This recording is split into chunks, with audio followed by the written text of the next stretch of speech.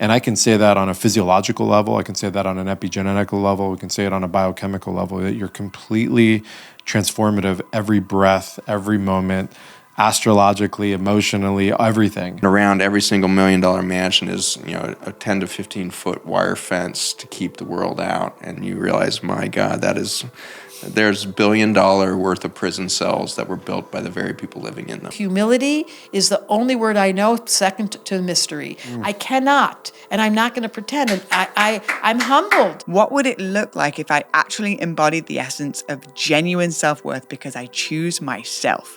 Done. The more we open our heart, the more fear patterns we vaporize. Serving the healing of other humans, and in my retreats and leadership and masterminds and things I do all over the world now, that it's got... There's texture to it now. A lot of that texture and ingredients inside of it. And so these conversations are here to spark and to create ideas, and then actually some action, feet on the ground, hands in the earth, hands colliding, big hugs, big love, all these kinds of things. What is the next step?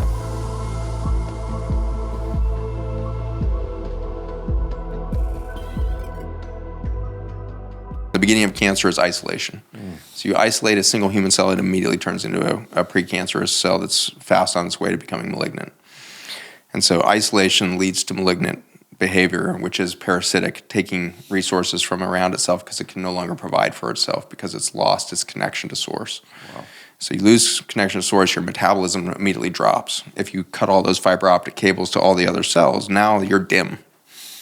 You go and build Jamestown and build this fortress-like wall around it and say, this is ours. Well, you just ruled out 99.99% of all the resources of North America with that fence. Yeah. It's the stupidest model. Yeah. And yet today, I was just over in Africa and you see it in spades. You drive out of Cape Town and you're in these multi-million-dollar houses in the most beautiful coastline of the world. And you're driving up that eastern seaboard of Africa, and it's just the most astonishing power of ocean with astonishing cliffs, and the flora and fauna is like next level. It makes Alaska look like it thought small, it's just such a dream. And you've got these $1 million mansions all stacked up into these coves and epic scenes. And around every single $1 million mansion is, a 10 to 15 foot wire fence to keep the world out. And you realize, my God, there's $1 billion worth of prison cells that were built by the very people living in them. And so in our belief of ownership, we end up in prison cells, whether it be Jamestown or your $1 million mansion, in off the coast. And you go around the bend, and then there's suddenly an unofficial settlement, which is what they call the squatter villages there, the unofficial settlement that sprawls with the same gorgeous view, the same stunning cliffs, and there are kids everywhere running around with plastic ball bags taped together into soccer balls. There's pigs roaming around. There's chickens. Sprawling shanties with hardly a wall between each other. There's 4 generations of families living together. There's elders. There's the whole thing, and this is poverty. Wow. And that's poverty. And there's wealth. Yeah. Wealth only occurs when you have completely isolated yourself from the world. Yeah. Poverty happens if you're interconnected and believe in beauty. And so we have so misaligned our value systems that we've had to create rights. Yeah.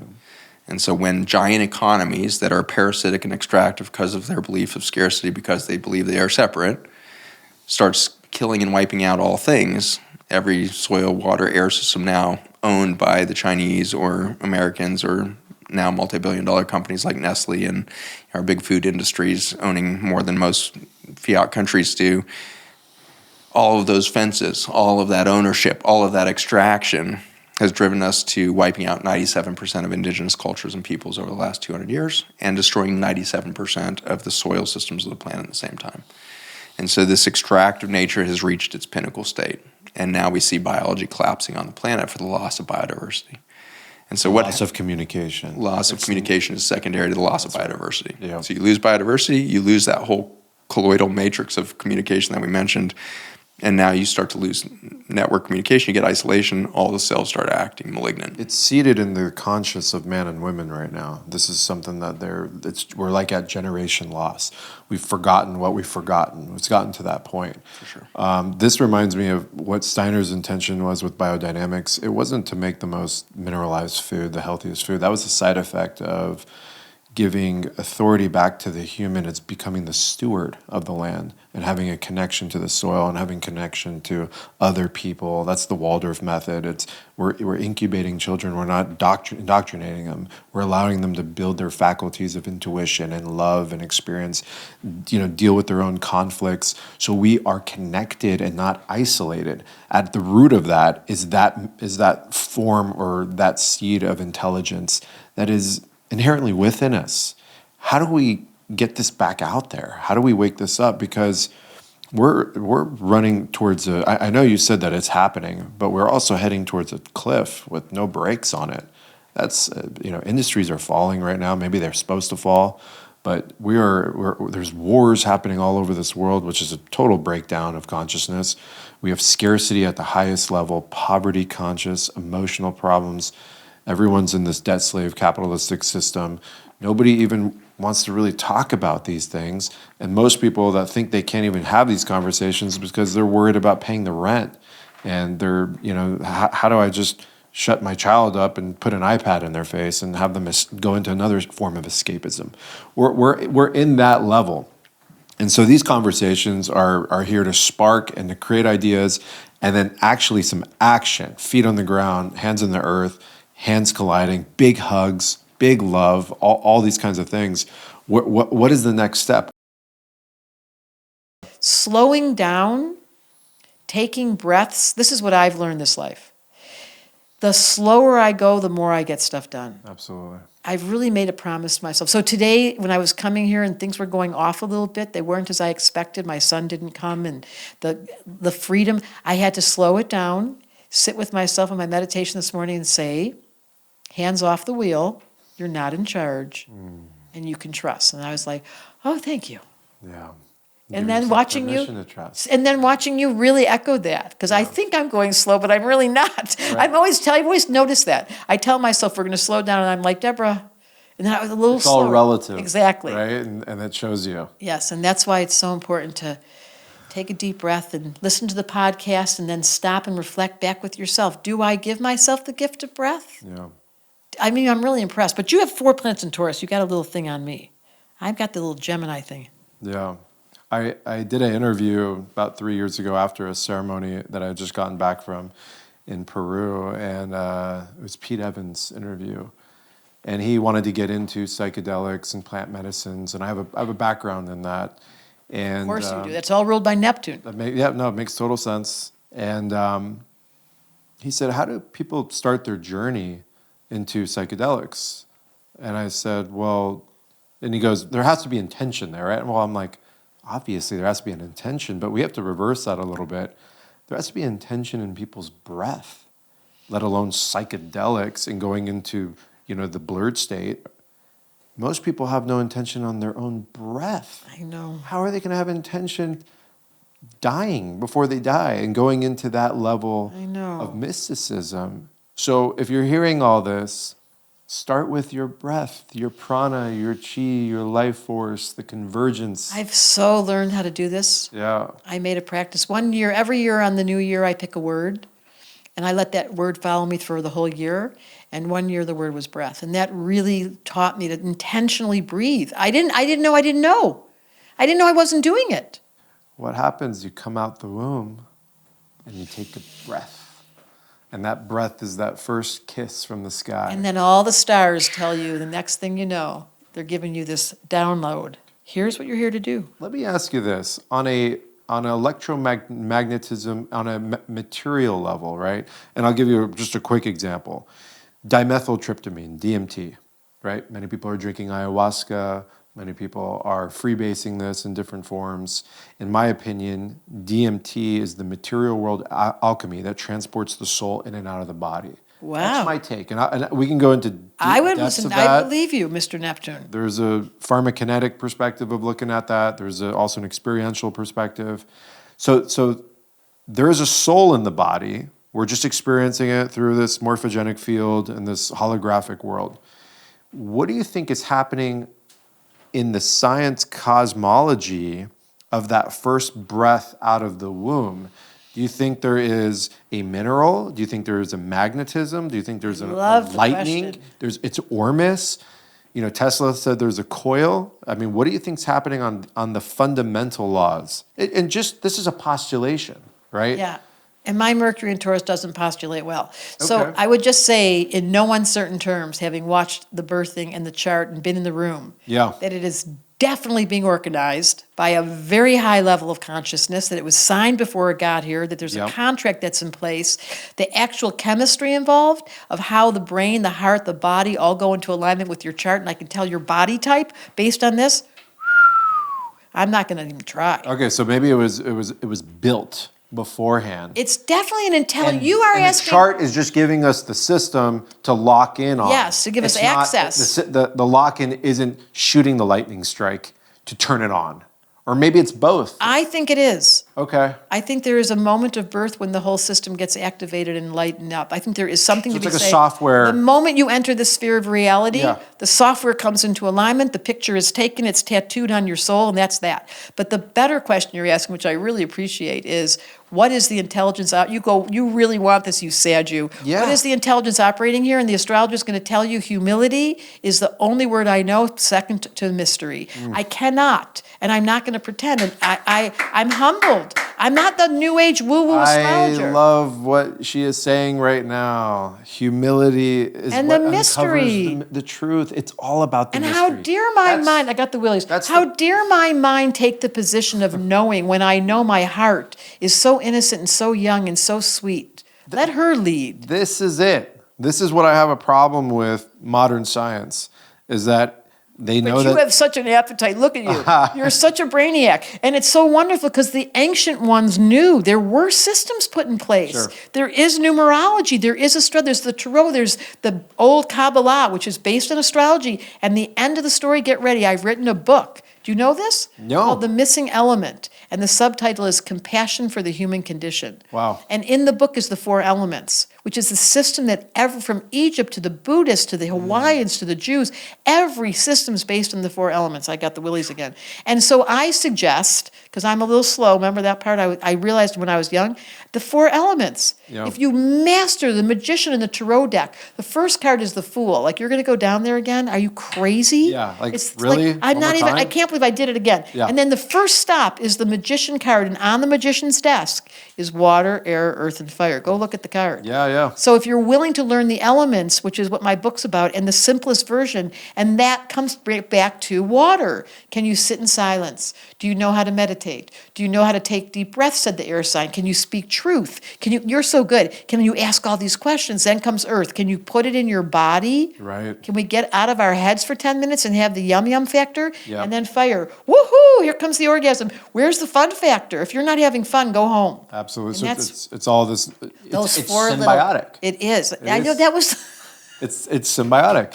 And that's the Equal word. organism by that's the sum name of your all company. parts. That's right. I know, and I kept trying to see. I was looking at that word going, he deliberately chose, and now I see. yeah. So the symbiotic is those 4 elements and the divine between the soul and the personality. Yeah. Sew them together.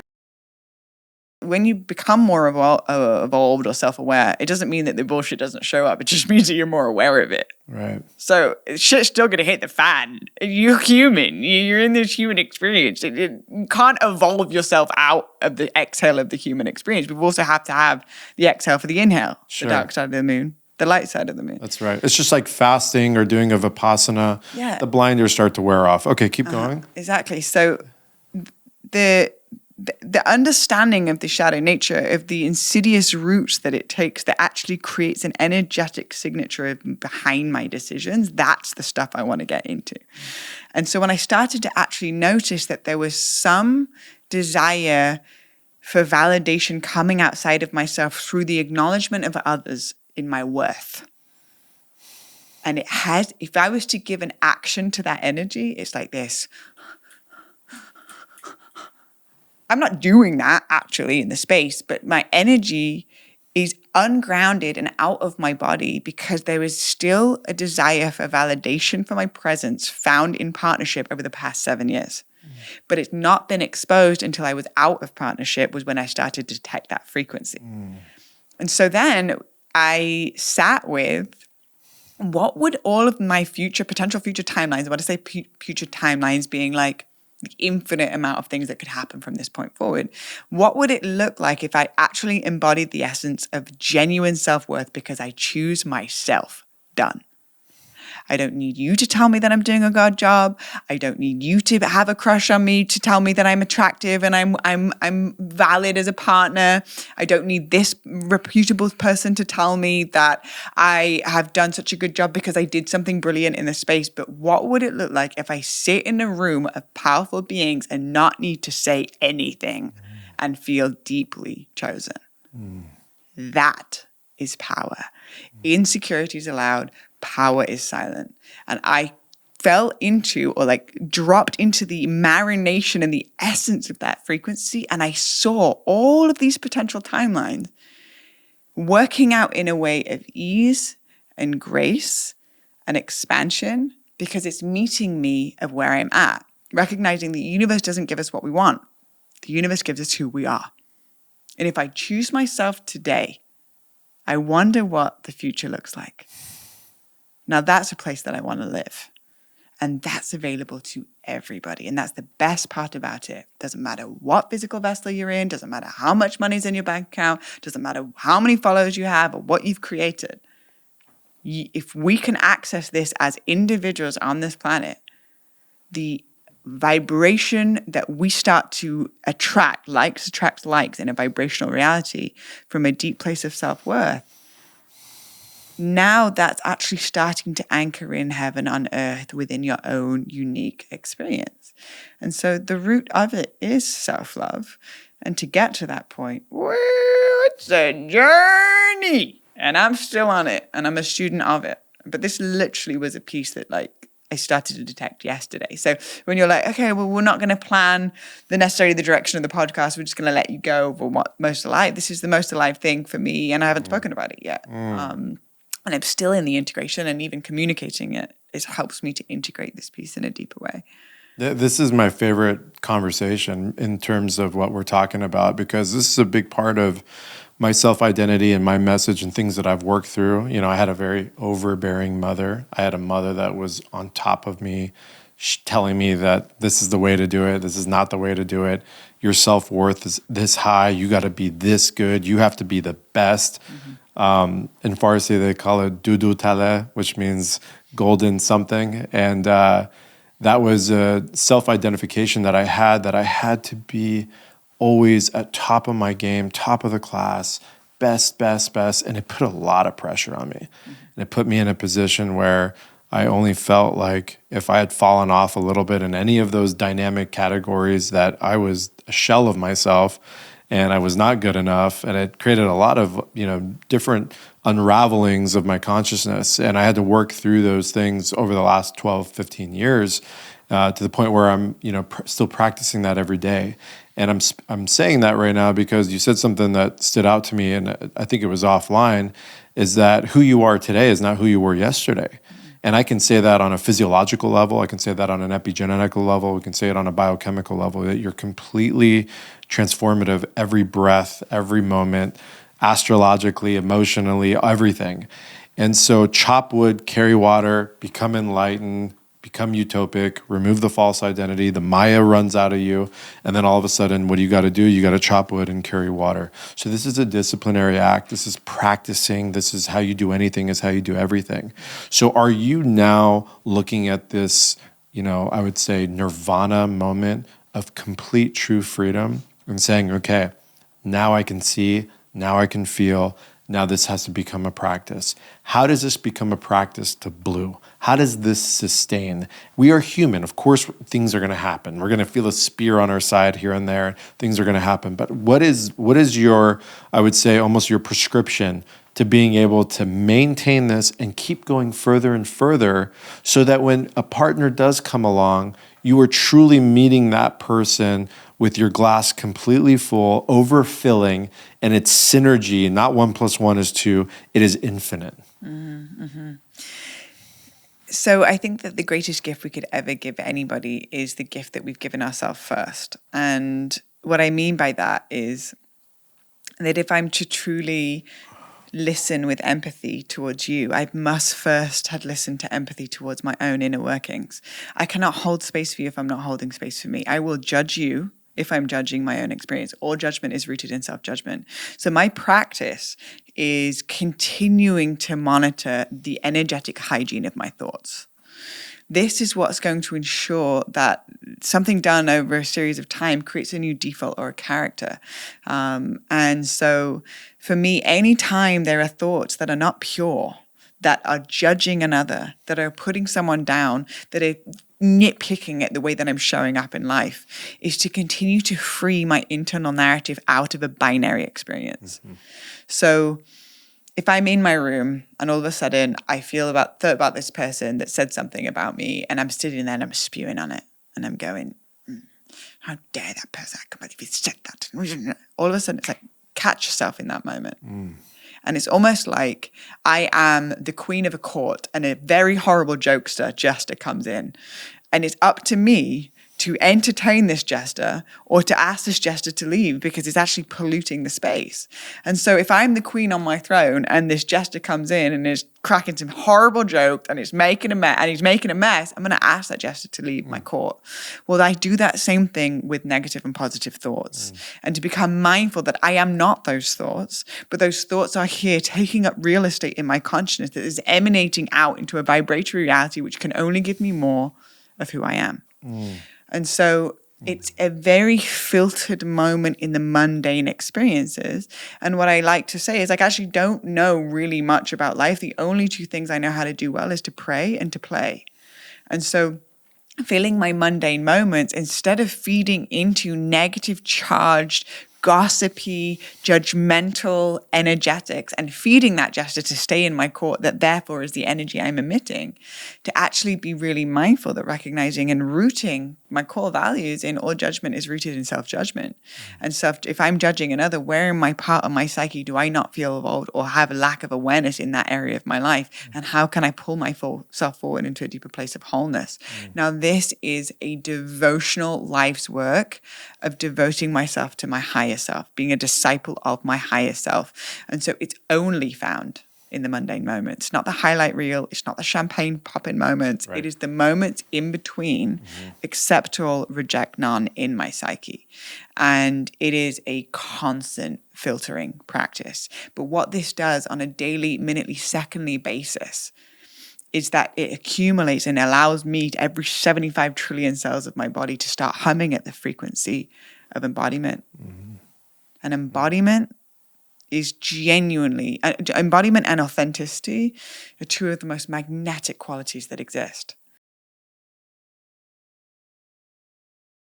How do we begin to realize that we might be pretty much operating in a state of fear 24/7, and our entire way of thinking is predicated in the shadow of fear?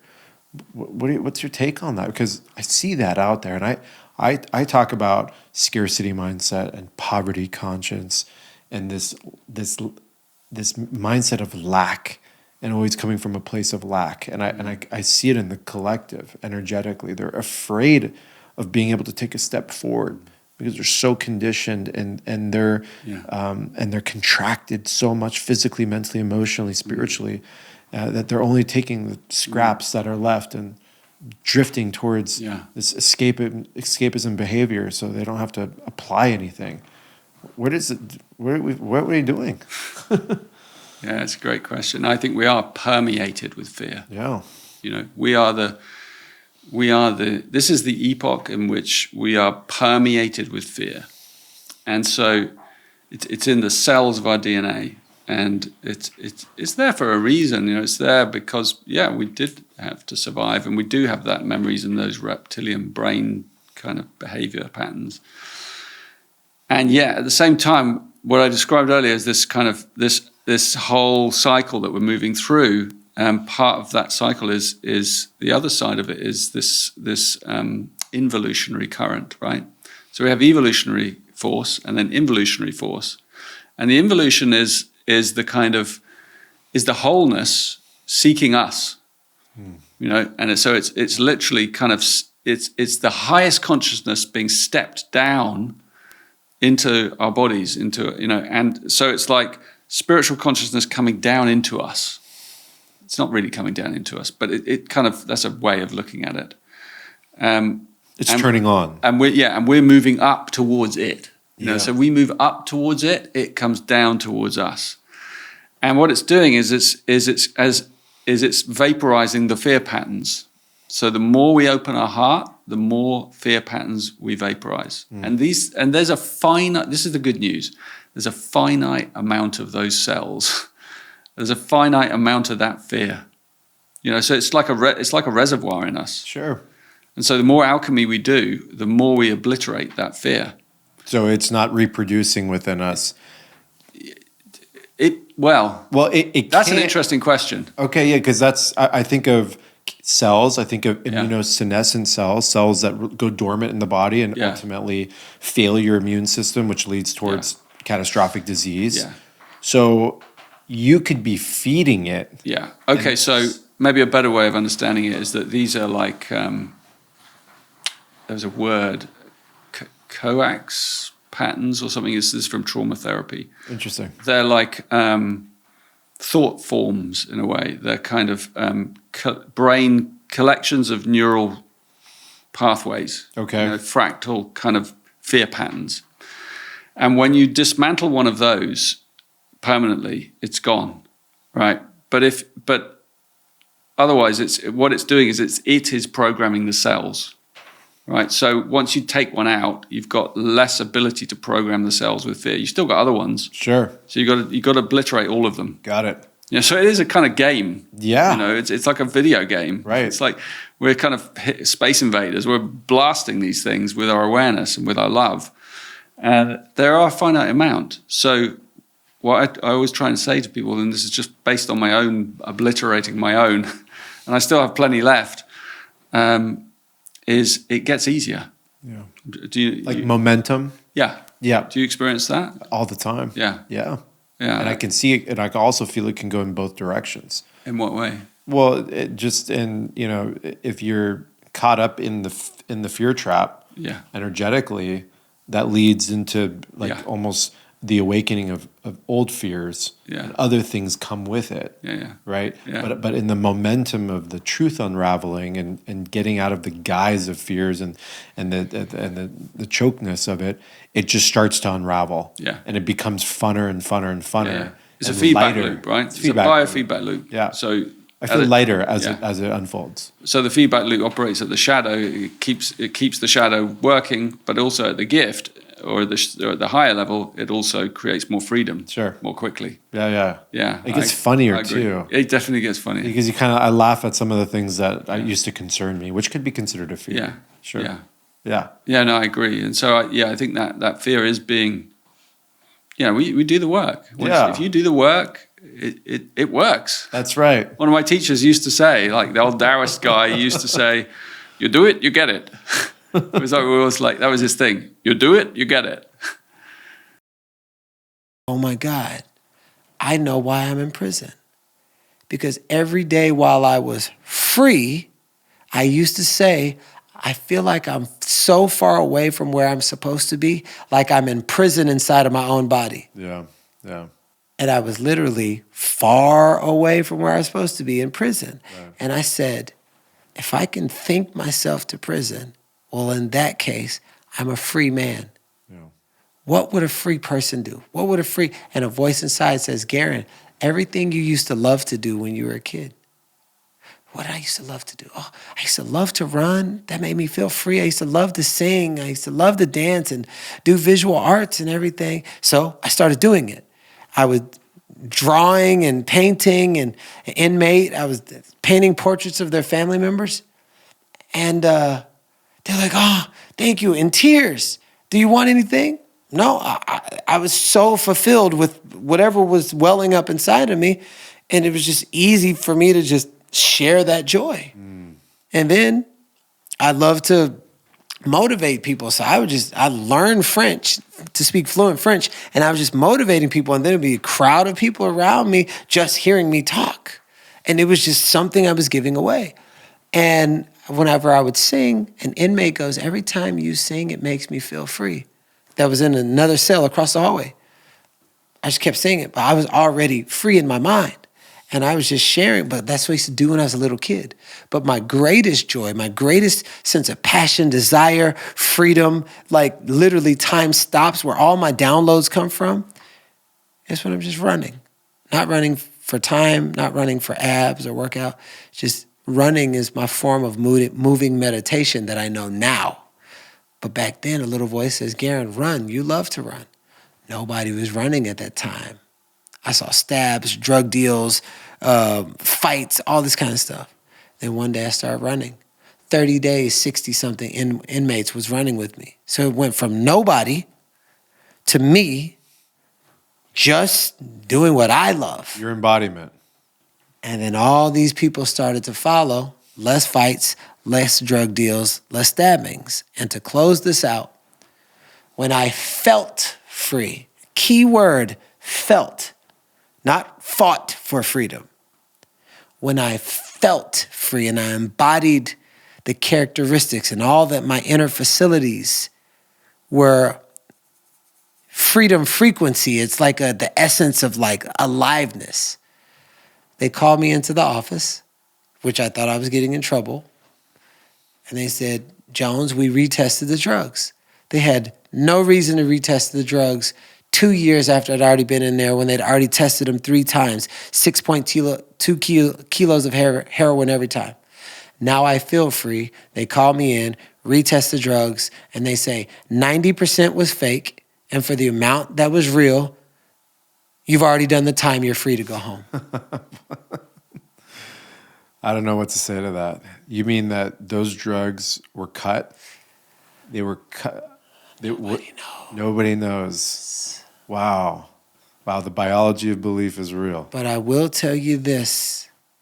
Now knowing, I won't say now knowing what I know, but my favorite thing to do when I was a little kid was puzzles. I love patterns and puzzles. Yeah, same. So now being aware of the cyclical nature of patterns and pattern interruptions and being able to see the seasonal patterns in things, the universe becomes plastic according to the thoughts that you give the most power to and your beingness and essence that creates the fertile environment for whatever to grow. And in my case, birth was from the fertile environment of the womb of prison. It had to give birth to somebody that was living his fullest expression, overflowing into the other inmates, overflowing into the womb of the prison. Well, like a baby, what once grew on the inside is now produced on the outside, called birth, but now mine was freedom. Yeah. Wow. Wow. What was the reaction when you had heard that? It was very surface level because I hadn't yet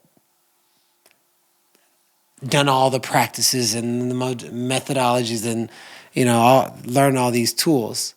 I was like, I'm so lucky. Yeah. It was just so sweet. And I was like, wow, God is good. I'm so lucky. But I didn't know the science of it. Sure. It's like the spiritual science and there's a texture and a flavor to it. But this is what I put to serving, healing serving the healing of other humans and in my retreats and leadership and masterminds and things I do all over the world now, that it's got There's texture to it now. a lot of that texture and ingredients inside of it. What happens if you didn't go to jail? I probably would be dead.